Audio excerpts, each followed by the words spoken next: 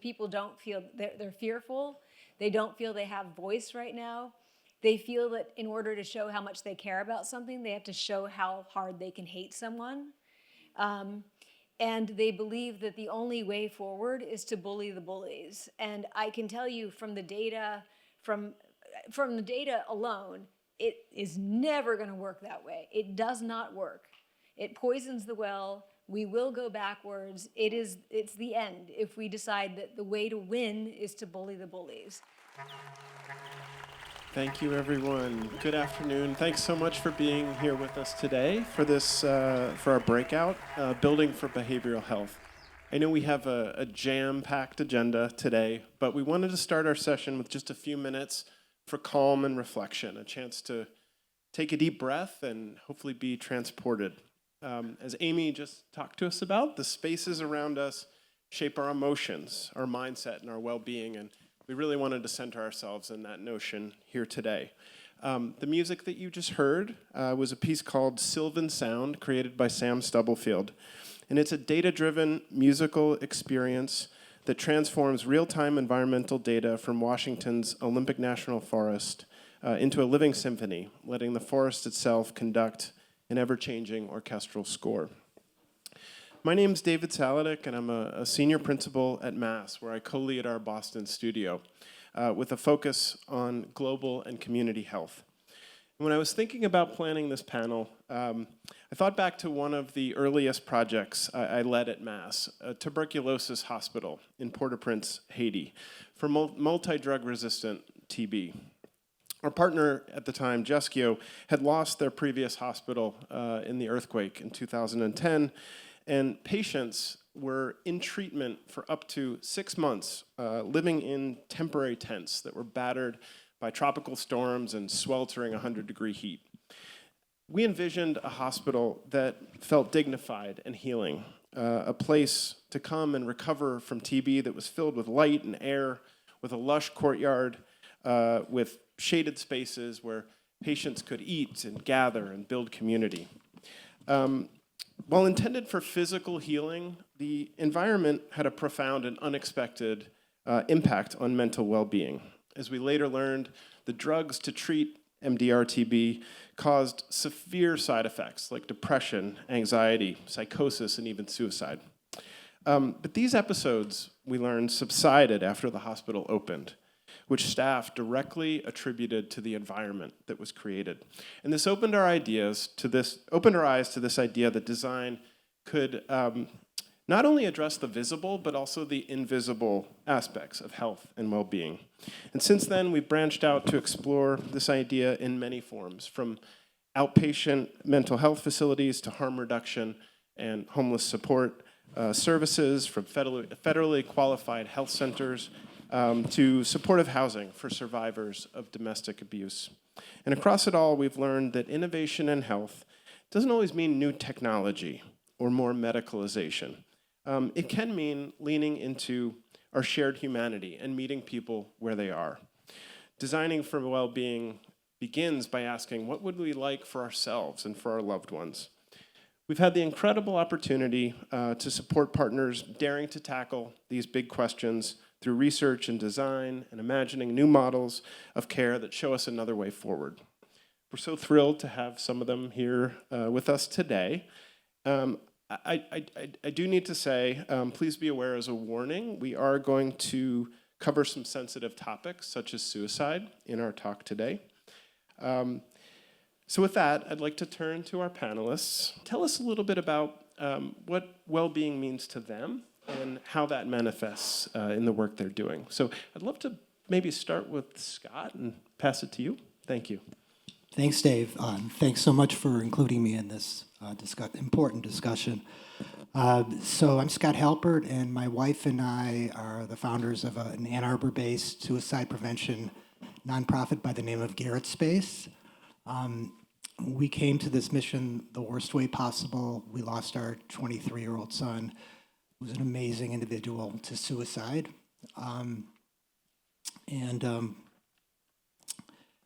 Immediately we,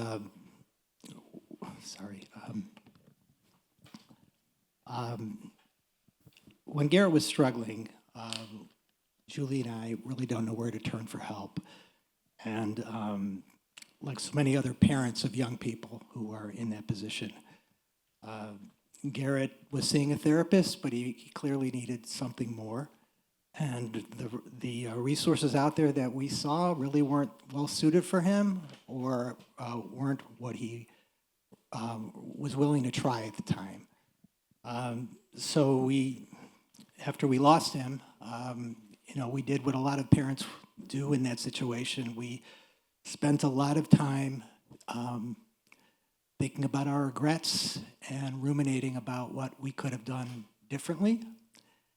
And out of that process, we decided to found Garrett Space, and with the vision of creating a holistically focused residential center for struggling young adults. And we knew we had to walk before we could run, so about 3 years into the project, we started offering wellness programming for struggling young adults. And the feedback, we've now been doing that for about 4.5 years. The feedback has been exceptional. We are really changing lives.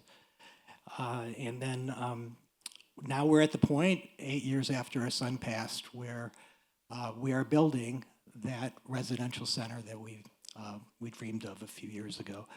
And we're doing that with Dave's help and the Mass team's help. So when I think about well-being, the youth of our country really is the first thing that comes to my mind. And it's really young adults and younger really are going through an epidemic of anxiety, depression, and I think loneliness right now. So what we're doing at Garrett Space is really giving them a supportive community with their peers, where they can see that they're not alone, and they're rallying around each other and supporting each other. And it's something that we believe could have really made a difference for our own son. And so, yeah. Thanks, Scott. Amy Schectman, Scott is dealing with young adults, adolescents. You're working with the other end of the spectrum, seniors. Could you tell us a little bit about your work? Yeah, but first I just want to say how brave and generous you are, and I'm just so glad to be on a panel with you. Amazing. So, different story. At Two Life, we deliver abundant futures for older adults for whom the market has failed. Our mission is to create a world where every older adult has the opportunity to live a full life of connection and purpose in a dynamic, supportive environment. And we do it by we develop, we own, we operate, and we provide direct services in 7 current campuses, an 8th about to begin construction, 3 more in the immediate pipeline, but not nearly enough, for the 9,753 households on our waiting list, and with a median annual household income of $14,438 a year. And somebody this morning mentioned intentionality, and I always think we do it with both a combination of intentionality and loving kindness, which is an important combination. For us, well-being for older adults means having the chance to age optimally, and that requires 3 things. 1, economic security. Without it, older adults are deciding whether to have heat or to have prescribed medicines or to have food. And according to a recent study, because lest you think this is a very minor problem, 80% of Americans 65 and older do not have enough resources to withstand one single financial shock. And that is a huge loss for all of us, as people in economic crisis do not have the bandwidth to advise us and share their wisdom with us, nor do they feel particularly happy or sense of agency. Number 2, social connection. I think we all know loneliness is bad, but it also doubles the rate of dementia, increases by 30% the amount of heart attacks and strokes, and rapidly accelerates the loss of ability to what we call ADLs, perform activities of daily living. Feels really yucky. The thing most people don't know is that if you want to not be lonely in your older years, you must be in a situation where you can make new friends as you age. We can talk about why if you want. And the third is the ability to navigate our health and home care systems at any age, but especially for older adults. The current healthcare and home care systems are difficult to navigate and can almost seem hostile. For example, I don't know how many people here know, Medicare does not cover a single hour of home care. People have no idea what's there. Now, the good news is that since housing is the biggest household expense and the space we deliver services in, it presents the biggest opportunity to ensure financial security and stability for elders and for the communities they live in. It's also the most efficient and effective place to simultaneously provide those three elements of optimal aging. So at every one of our campuses, we build and nurture community life. We maintain lifetime affordability. We coordinate services so that every older adult can thrive and have a sense of agency. And perhaps miraculously, we do it at much less cost than any of the alternatives like nursing homes and dying early and living without the health care. So that's what we do, and it could be really good for everybody in society and the entire housing ecosystem if we all focused on that.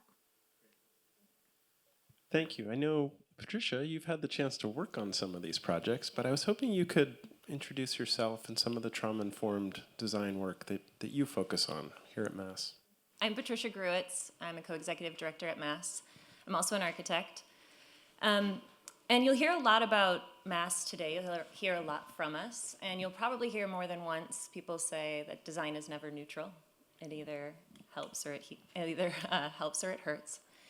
And for me, that really, as a core belief and a core understanding, really clicked for me in an experience I had at home. It was about 15 years ago when I stepped outside of my house on Mass Ave and saw a man overdose right in front of me.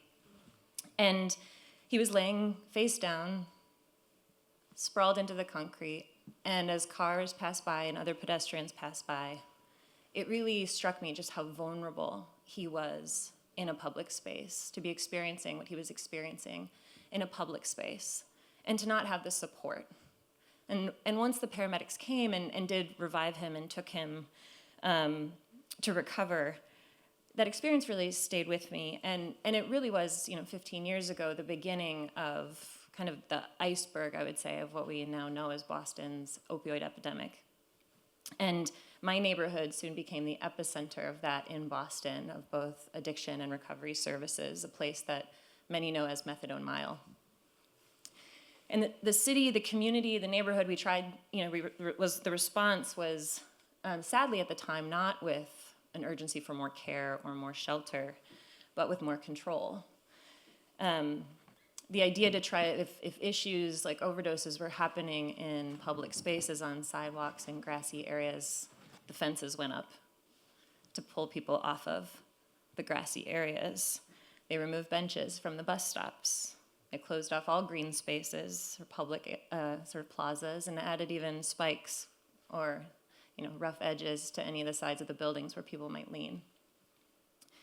And it was there that I really saw that design was being used to displace, to disrupt, and to dehumanize. And yet, behind those walls, in many of the buildings on Mass Cass or on Methadone Mile, were extraordinary healthcare professionals offering empathetic and compassionate care, not just addressing people's symptoms, but addressing the root causes. And I learned from them about this approach called trauma-informed care, which is a model of care that really looks at treating not just what has what's wrong with you. They don't just ask sort of a deficit mindset of what's wrong with you, but really ask what happened to you, to really understand this whole person. And that insight and that learning from our healthcare professionals really changed my perspective on design. And if that model of healthcare, one rooted in empathy, agency, and trust, could be provided there, what could it mean if we brought that same attitude and philosophy of care to the built environment? Brian Stevenson often says, you are more than the worst thing you've ever done. And that feels a lot of the ways that we respond with design often is designing for the worst case scenario. And what would be possible if instead we thought of what we hoped for the future or hoped for each other. And so that's what really led me to this field that now is nascent but emerging in design, not just at Mass but elsewhere, called trauma-informed design. It's a radical approach of healing through design for the whole person. It asks us to understand and shape spaces and our relationship to ourselves, each other, and our communities. And it provides a research-based framework. So actually a lot of what Amy Cuddy, you were talking about, sort of the way that our cortisol levels can rise or fall based on the space around us, trauma-informed care and trauma-informed design really leverage that body of research and evidence to help designers make better choices to address people's need for safety, for choice, collaboration, trust, and empowerment. And we can do that through the built environment. And so at Mass, it's meant that our team and myself, we've been able to not just work with partners in these acute settings, say, of trauma that you might think of, like domestic violence shelters or homeless shelters, but actually to bring it to spaces like housing, memorials, and public space. And that's really an incredible opportunity to translate this evidence into practice. And so we are hoping that you'll hear a little bit more today about the way that we're designing in this new way of approach, but it also is a goal for us to sort of translate these lessons to not just shape individual buildings, but actually to shape tools and resources so that other designers, other practitioners can leverage them as well. So we might have a whole sea change and think not just about trauma-informed design as something different than just good design. Thanks, Patricia. So, Amy, we could take this in a number of ways. Hopefully everybody just heard Amy's talk. It was wonderful. So you probably need no introduction. But I do, when I hear everyone else on the panel speak, I think fundamentally what they are speaking about and designing for is how we promote personal power. And so much of the folks that you are responding to through your work do not have that voice, are inhibited in personal power, whether it is anxiety and depression in young folks, social isolation, trauma. I'm just wondering what this might evoke for you, and is there anything in what you've just heard that you want to respond to? But I'm also curious where your research is headed, and if you see this transition from personal power of the body position to space as something that you might want to continue to explore. So please feel free to take it any way you want. I'm in awe of all of you. Thank you for the work that you're doing. It's amazing. And just being around such nice people. Thank you. I just see deficits in personal power everywhere right now. So what I'm working on right now is this book on adult bullying and what I call social bravery, and the most common of all of these things, bystander behavior. And there is no doubt, there's no question that there's been a sharp increase in bullying among adults in the last 10 to 15 years. I know people try to write it, they're like, oh, it's human nature, it's this or that. I mean, we don't just accept things as human nature that are destructive and not try to change them. And there absolutely has been a sharp increase. And what I see as a very clear correlate of that is a loss of personal power. So people don't feel, they're fearful. They don't feel they have voice right now. They feel that in order to show how much they care about something, they have to show how hard they can hate someone. And they believe that the only way forward is to bully the bullies. And I can tell you from the data, from the data alone, it is never going to work that way. It does not work. It poisons the well. We will go backwards. It's the end if we decide that the way to win is to bully the bullies. All of this is about scarcity mindset too. And so I am trying to find ways to connect people so that they can be socially brave together because they are so fearful right now. And just for people to understand how bullying unfolds and all of these moments where we did have power to intervene and it could have been tiny, but we didn't, and it escalated. So, for example, at the beginning of a bullying campaign, a bully does a little test that they do one little dig at a person. They harass them in one way, and they look to see how people respond. And if people allow it or give them a pat on the back, they keep going. That's a moment of intervention that would have completely saved someone. And the outcome of bullying for targets is deadly. I mean, 95% lose their jobs or leave. The suicide rate is incredibly high, stress-related illness, and what people who study bullying call acute stress disorder, because the threat is never gone. Because with misinformation out there about you, it never really ends. It goes on and on. You are fighting those lies about you forever. And I started doing this work 7 years ago as a result of being the target of a very high-profile and absolutely brutal bullying campaign by some of my male peers in academia that just went off the rails and almost cost me my life.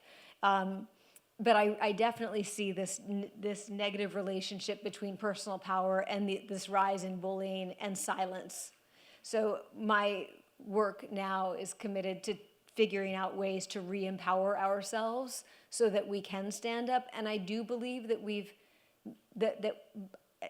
I believe that people are getting tired of hating. So I actually think people are becoming exhausted.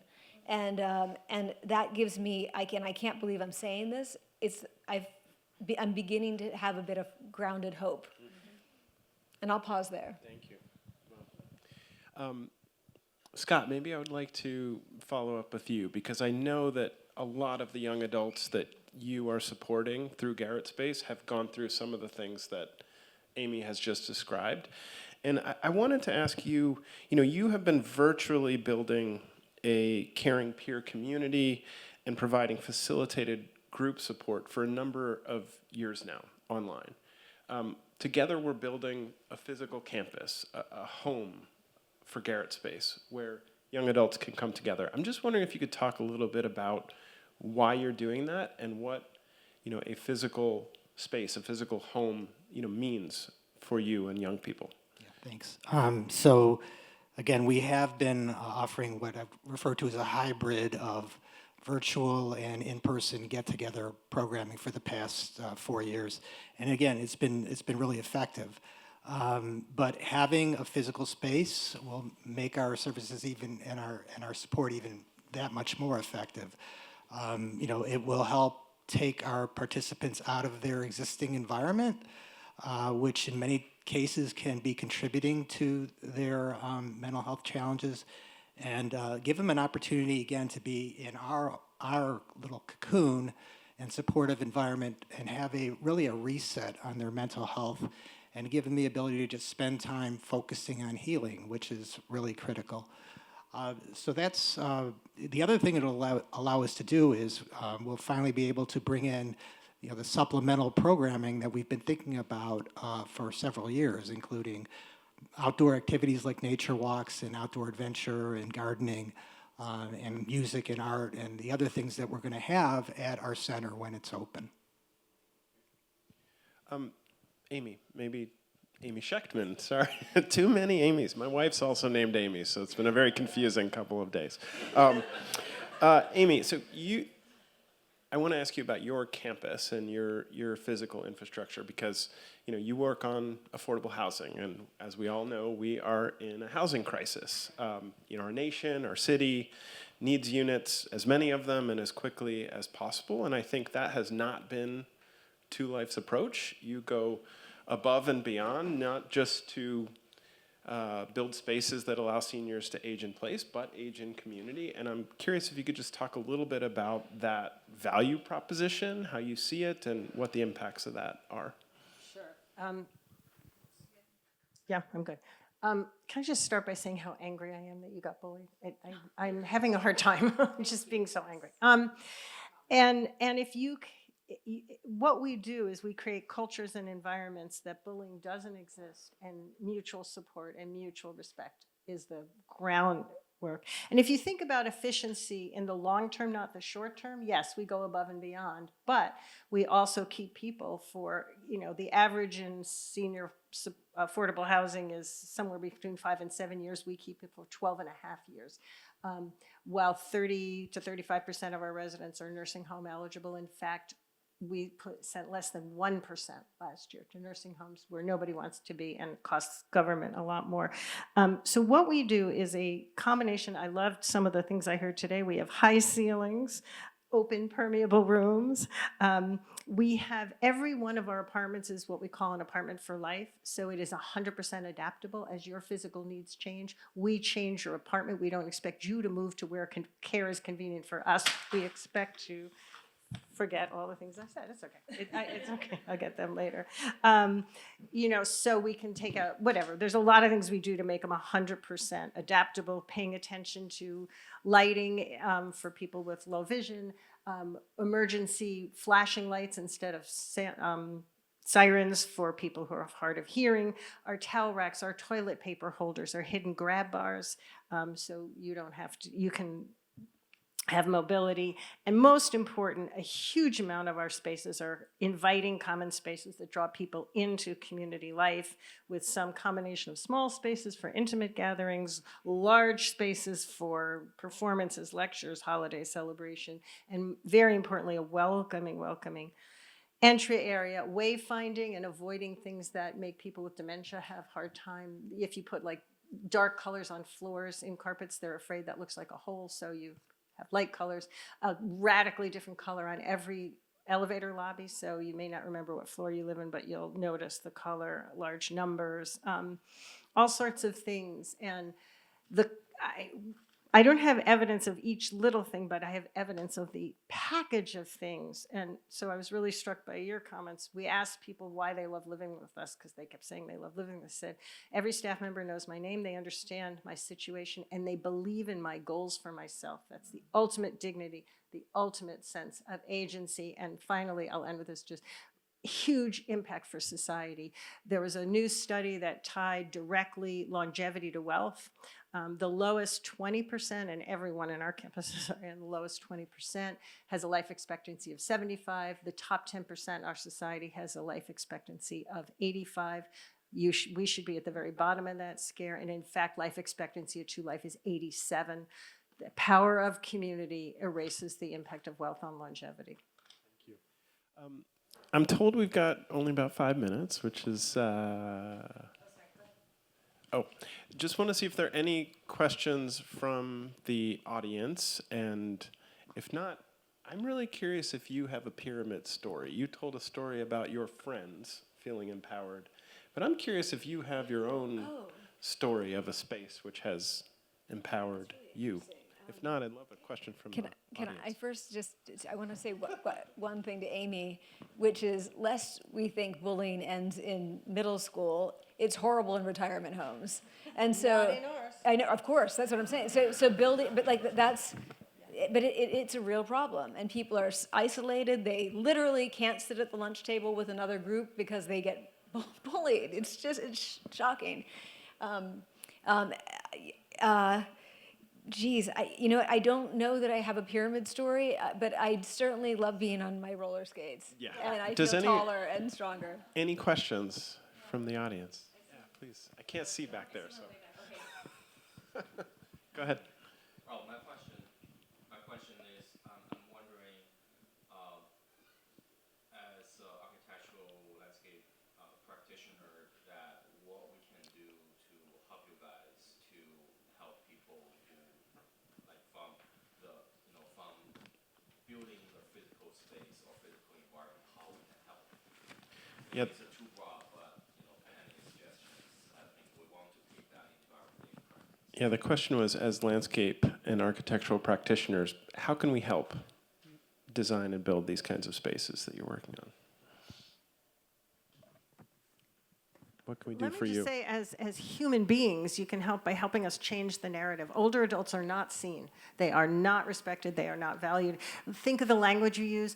Demographic tsunami. Tsunami is death and destruction. Oh, the burden of an elder population. Start changing the narrative. Recognize the incredible ability to learn from people's wisdom. But we can only do that if we start valuing our elders. I kind of agree with, You can look at trauma-informed care, that's one model, but I actually think the reality is that 70% of adults have experienced some form of trauma in their life. We are all carrying around a lot of baggage and hurt and pain, and there are ways in which we can be better supporting each other. And our model to support Amy, to support Scott in what they're doing, is just to look at what they're actually doing, to understand their model of care, to understand the relationships that are so desperately needed, and how we can sort of get out of this deficit mindset and really ensure that these spaces evoke joy and delight and hope as much as they actually care for the needs of seniors and young adults. Final thoughts. I would just say, work with researchers. If you can coordinate with researchers, that would be so helpful. It's so hard to do these studies. It's so hard to do studies on space, on how spaces affect people because it's expensive. And so if there are ways to coordinate with people, even if it's correlational and not experimental, that would be so great for all of you doing this work to have more data so that we can say, for certain, this is what's happening. Scott, could you close us out? Say that, for our population, it's important that they feel at ease, that they feel comfortable. And so the more you can create spaces that do that, that feel like home, that feel like a park, I think the better. Thanks so much, everyone. We're unfortunately out of time, so we're going to ask you to head back to the main stage for the second session. Thanks so much.